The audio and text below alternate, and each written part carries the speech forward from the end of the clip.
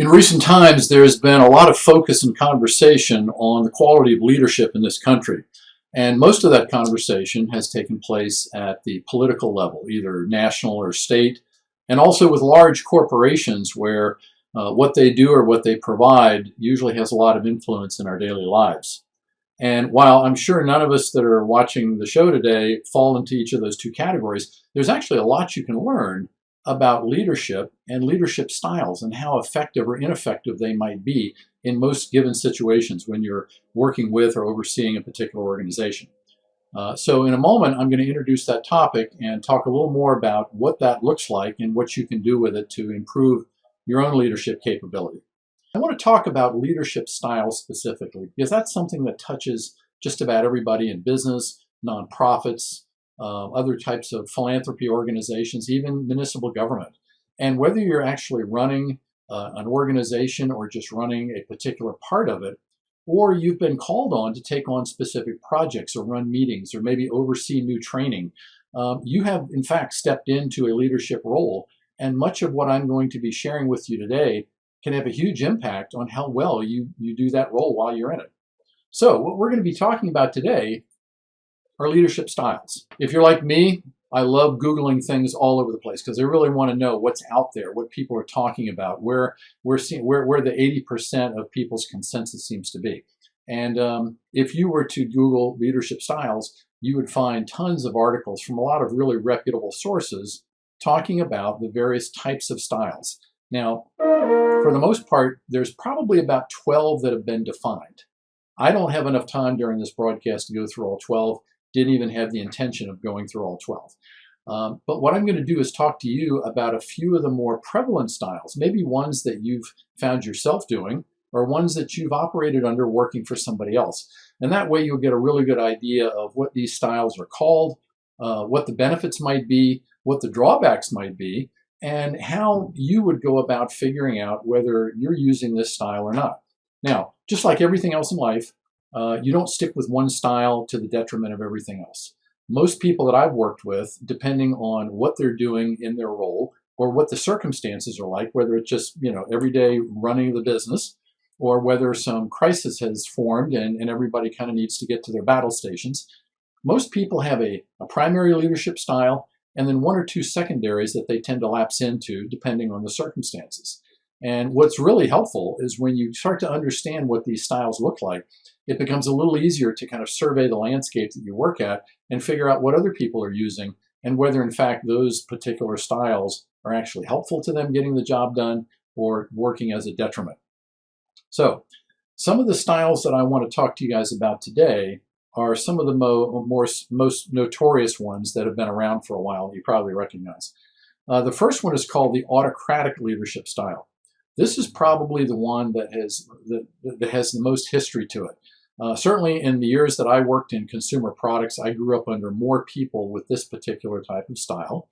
It's very much a command and control style. The person that exhibits autocratic leadership, basically in their mind, they know what they're doing, they know where they're going, they really don't need to invite any other commentary, which means they're not ever going to ask the people working for them what they think or what ideas they might have, or if they have any thoughts about how to come up with a better idea or a better outcome. They're basically just dispensing with all that. They're issuing the directives and the orders, and all they expect people to do is get in line and get the job done. Now, there are certain businesses and certain situations where an autocratic style actually works. If you're in a business that has a high degree of restrictions or guidelines or things like that, sometimes an autocratic style is what's necessary. Certainly, if you've ever been in the military before, that's pretty much all autocratic. And there are times when you get into a crisis mode and maybe you don't have the time to sit around and debate things and get everybody's consensus. You just need to basically make a decision and move forward. Autocratic styles can work very well. Certainly, the autocratic style is probably most noted for getting things done. Now, in today's society, with the way people show up to work and think and want to be contributors to what they're doing, today, in today's realm, automatic styles are probably the most least effective under normal circumstances. Because most of the people that show up to work, they want to be a part of the process. They want to be heard. If they have good ideas, they want somebody to listen. And it doesn't necessarily mean that all of their ideas are going to be adopted. They just want to feel like they're playing an active role. And so if you're somebody that's creative or innovative or thinks you have ideas that are worth listening to, and you end up working with somebody that has an autocratic style, you're going to be disappointed most of the time, which is one of the greatest detriments of somebody with an autocratic style. They usually end up getting greater degrees of turnover in their organization than most of the other leadership styles. If you feel like you have an autocratic style going for you, or you're using that, this may be the time to reflect and figure out what other styles that I'm going to talk to about today might be worth in adopting or blending in so you can get better results with the team that you have. And that brings up the second one, which is called a bureaucratic leadership style. Now, interestingly, in terms of the authoritative types of leadership styles, bureaucratic and autocratic actually are right next to each other. There's many tenets of these things that are almost identical. The big difference with the bureaucratic is that they're not, the person that's a bureaucratic type of leader, they're not so much interested in it's my way or the highway. They're more interested in protecting the status quo and the legacy of the organization with the rules and the requirements and the other procedures that need to be followed. So they might be more open to listening to people's feedback, but if that feedback goes against some established protocol or way that the company's operated, they're probably going to, shoot it down. So with a bureaucratic style, you neither get really great results, nor do you get innovation and creativity from your people, because all you're interested in doing is protecting the infrastructure and how it works.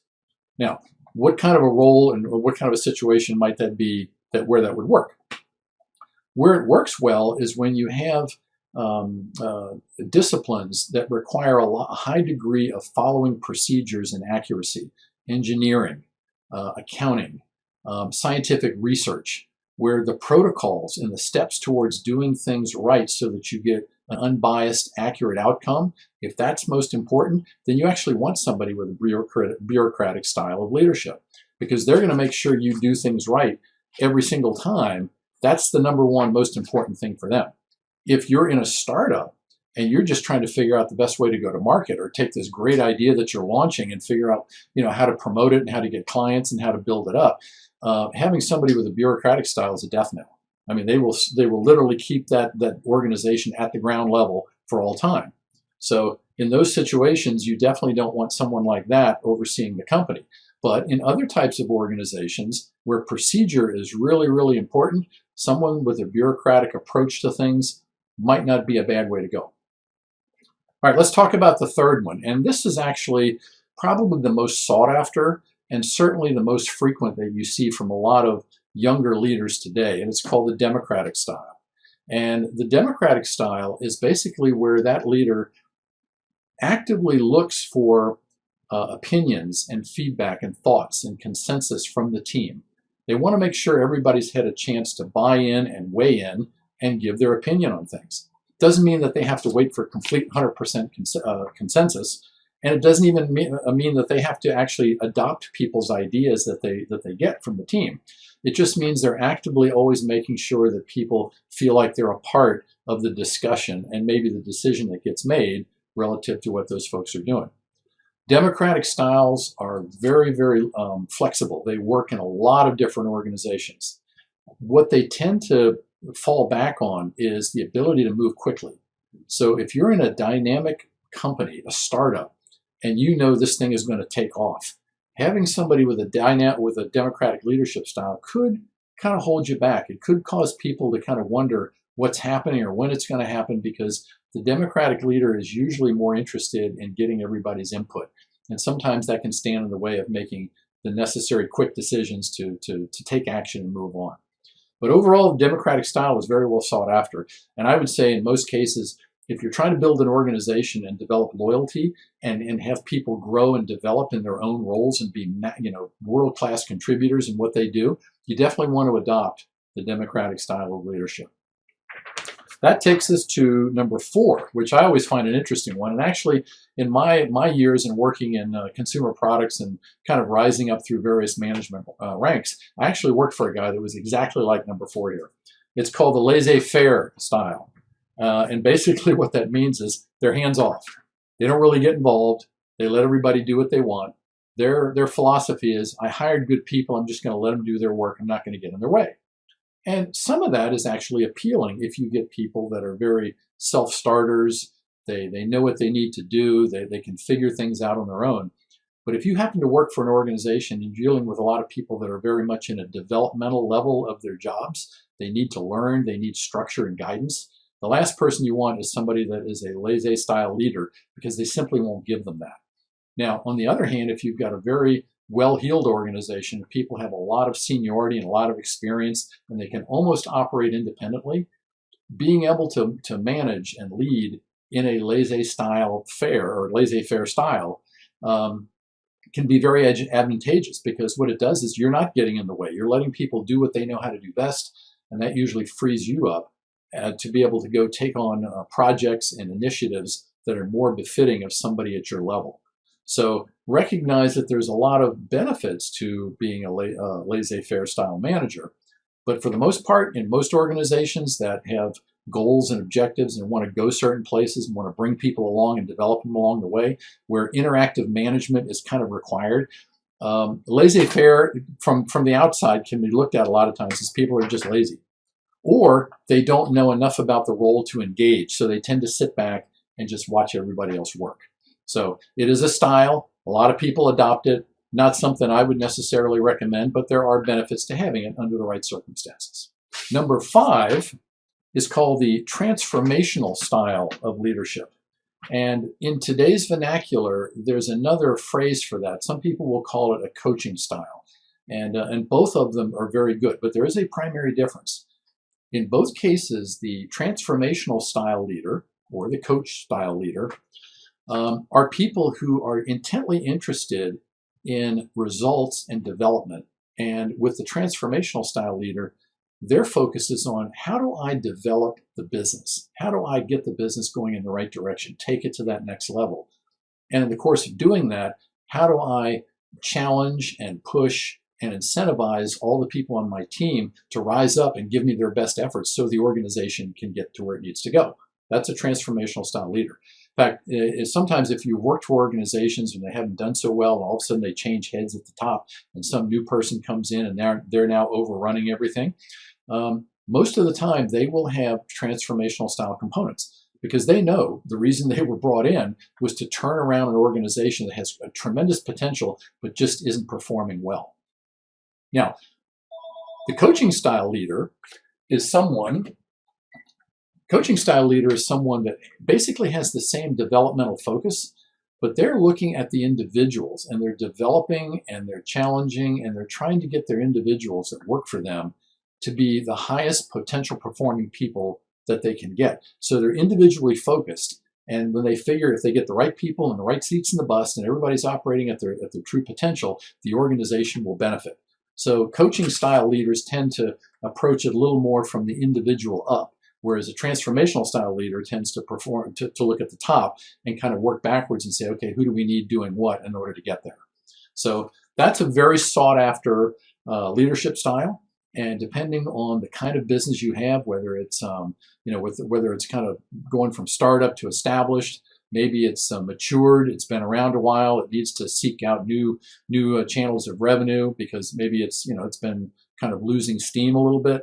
Transformational style leader can be a very effective person in those particular roles. The last one that I want to talk about, which I know I've worked for people like this, and I'm sure once I explain it, you'll sit there and say, yeah, I've worked for somebody like this as well. It's called a transactional style leader. And the biggest single benefit or characteristic rather of a transactional style leader is that they believe that in order to get people to do their work, it always has to be kind of a barter system. All right. It could be a reward or it could be a punishment. So they're real big on getting people to do things. Sometimes it's just the job they were hired for, to get them to do it well by incentives. They incentivize people to do better, or they're punitive. They punish people for not doing as well. And it doesn't mean that they're physically harming them. It just means that they're either adding or taking away things that they know is important to that individual as a means of motivating them to work harder or to become better. Where you tend to see transactional leaders quite a bit is in sales. Sales teams live or die by whether they can hit their quotas or not, or they can hit their goals, because if they hit their goals, the company wins. If they don't hit their goals, nobody wins. Salespeople don't win either. So most salespeople, depending on the industry you're in, have some kind of a commission or incentive or bonus plan that goes on top whatever salary or compensation they're getting as a means to incentivize them to go farther and to achieve more because the company benefits.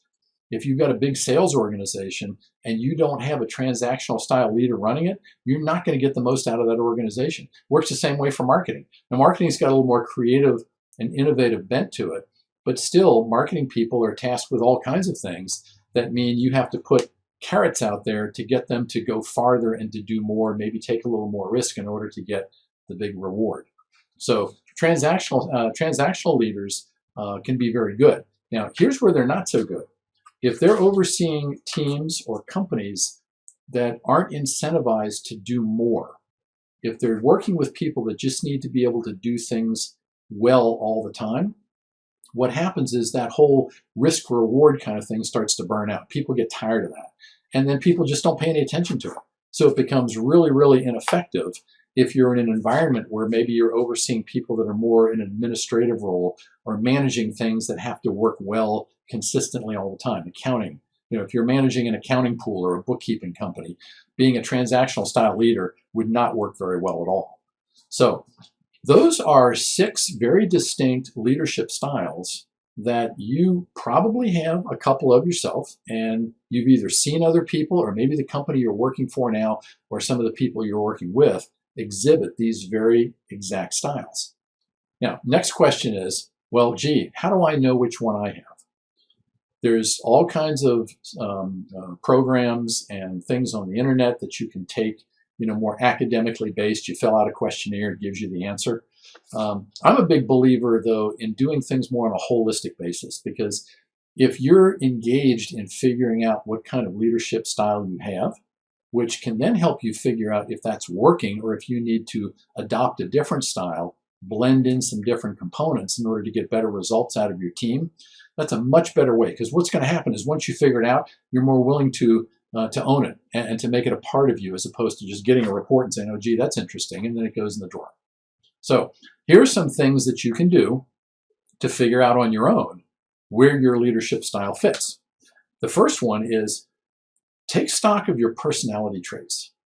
So if you typically have always been the kind of a hard charger, demanding, maybe you have trust issues and nobody can do it as good as you, there's a real good chance you're probably going to be an autocratic leader, even if you've never associated yourself with those specific characteristics. That's where you're going to float, because that's your personality traits kind of lean towards that. If you're the kind of person that knows how to run things and knows how to make decisions, but what's most important to you is that you have everybody's buy-in, you're probably going to be more of a democratic style leader. And certainly if you're the kind of person that shows up and says, look, all these people know what they're doing. They're all really good people. They're tops in their field. We pay them good money. Why should I have to tell them what to do? Just let them do what they do. Laissez Faire. That's you all over. So take a look at your own personality traits and figure out the things that you typically tend to kind of go towards, especially in situations where there's crisis. And all of a sudden, the temperature in the room's going up and things need to be done quick or problems need to be solved fast. Whatever personality traits you adopt during those situations that's your core personalities. Those are the things that are probably going to be most indicative of the kind of style that you're walking around with all the time. All right. So take stock of your personality traits. The next thing you want to do is examine your own beliefs. And this is interesting, because if you're the kind of person that just believes in results are the only thing that counts, all right, you're going to be a certain type of leader because all you're going to focus on is results. If you're the kind of person that believes that people are the biggest asset that any company has, well, you could be a democratic style leader. You could be a transformational style leader. There could be a combination. You could be a coach style leader. That's the big thing with beliefs, because beliefs are deep-seated and they drive everything else. They drive how you think, they drive how you behave. So if you've got a belief that people are your number one priority, your leadership style is going to go in a certain way. If results intangible results and making improvements and measurements are your priority, you're going to end up going in another way. So that's another good way to figure out, kind of narrow down what kind of style you might be living with and actually working with. The third thing you want to do is take a look at your weak spots, or sometimes what I call blind spots. Weak spots are just skills that you're not good at. Some people aren't good at delegating. Some people aren't good at communicating. Some people have a terrible time making decisions, and there's certain actual professions out there which have difficult times with some of these. The engineers typically have difficulty making decisions a lot of times. But look at your weak spots, even look at your blind spots. The difference being with a blind spot is you have that characteristic, but you downplay it. It doesn't really matter. You don't think it really plays into anything you do. But either one of those two can be real telltale signs in terms of what leadership style you've adopted, because if you're not good at interacting with people, you don't know how to motivate people and build good relationships, you're not going to adopt any of the leadership styles with major components of people interaction. So understanding your personality traits, your belief system, and your weak spots will go a long way to helping you figure out where you're sitting right now with the leadership style you're operating with. The next thing you want to do is say, are you good at delegating? That's probably, in my coaching business, that's probably one of the top 3 things that I have to deal with just about everybody I work with. Somewhere along the line, they've risen to a point in the organization where they can't do it all. They have teams, they have employee bases under them that do much of the work, and they struggle with delegation. If you can't delegate, there's going to be certain types of roles, of leadership styles, that you're probably going to have difficulty adopting. One of the styles that doesn't require a lot of delegation is the autocratic style. And it's not because you're not delegating, you're just telling people what to do and when to do it. Okay, that's not really delegation. Delegation is a lot more complicated than that. But if you have trouble with delegation, that's a key indicator that there may be styles that might work for you, but may be trouble for you trying to embrace. The last one is know the difference in the leadership style that I'm talking about. And I would say if you're really interested in this topic and you really want to take a look at maybe why things don't work as well as you think they should in your company, in your workplace, maybe cultural wise, take a look at the styles, the differences. You can find this stuff all over the internet, and take a look at these things and try to figure out where you are and maybe what you need to be more like in order to change the work environment and get people to be more team oriented, more collaborative, to initiate more things on their own, as opposed to just sitting around and waiting to be told. That's one of the problems with the autocratic styles, whether it's, the authoritative styles, whether it's autocratic or bureaucratic. People at some point just say, you know what, there's no reason for me to want to step out and do more, because somebody's either going to cut me off or they're going to tell me just to do what I'm told. And so people end up becoming like mushrooms, which is the worst situation you can get in any organization. But that's an offshoot of certain leadership styles. So once you understand what these styles look like and what their pros and cons are, and you've evaluated yourself, the only other thing to do, and this will probably get you the most clarity to be able to figure this out, but it's the hardest for most people to do. Sit down with someone that you respect and that you know is a straight shooter. Just ask them. Say, hey, can you tell me what my leadership style looks like to you? Now you have to you've got to ask somebody that's willing to give you the straight scoop. But if you're willing to do that and you find the right people, you will figure this thing out in an afternoon. It really doesn't take that long.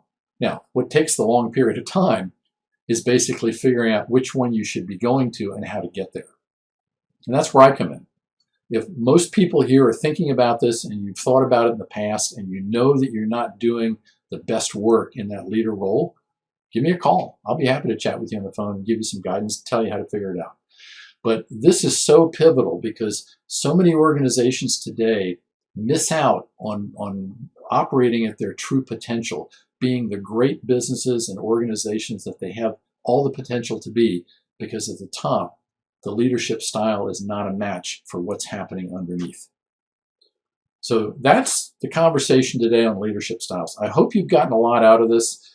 This is really important to me because I see so many people that should be doing better. And consequently, I see people that are doing wonderful because they've just tapped into the nerve center of their organization. And they're doing it because their leadership style matches who they're working with.